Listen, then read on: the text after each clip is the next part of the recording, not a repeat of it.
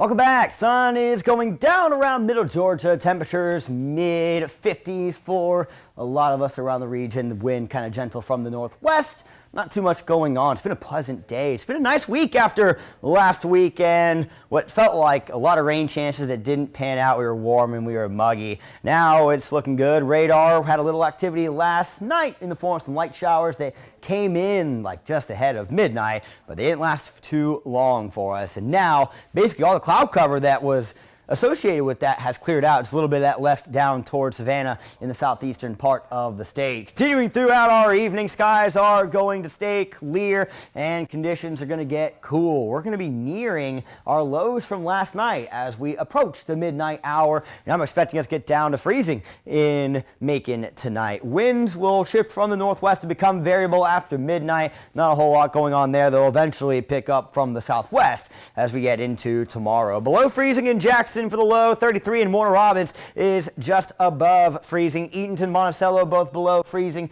as well. Jeffersonville will be above it at 33. Down at 34 in Alamo and Mount Vernon, 32 in Hawkinsville, and 33 for those of us down in Cordele and Crisp County. So around freezing point, not cold enough to where we need to drip our faucets, and really pleasant start to February on the way. A little above average for our temperatures as we get into tomorrow afternoon and ample sunshine. Then we get into Friday, February 2nd, also known as Groundhog Day, but no, it will not be repeating over and over and over. But it will have is a little rodent that decides and whether or not there's going to be 6 more weeks of winter or not, based on whether or not he sees a shadow.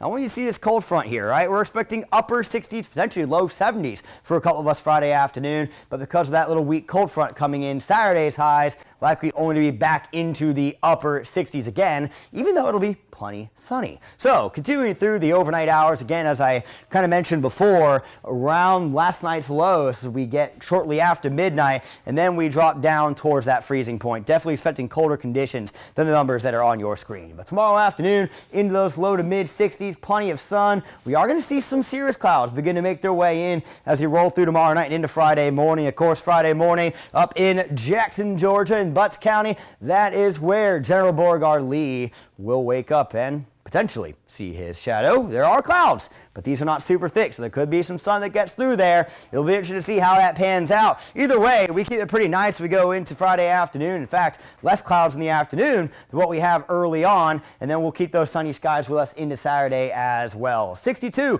for our high tomorrow. Wind out of the southwest around 5 miles per hour. And as for those lows, or excuse me, highs tomorrow around the region, largely low to mid 60s. We could see a few spots pushing up towards that 65 mark in our southeastern counties. Your extended forecast is coming up in 10 seconds. Here you go as we head into the start of February. Not only is Friday Groundhog Day, it's also First Friday. I did forget to mention that. Should be a pretty good night. Last Friday, there were plenty of folk out in downtown Macon. I expect the same this time around.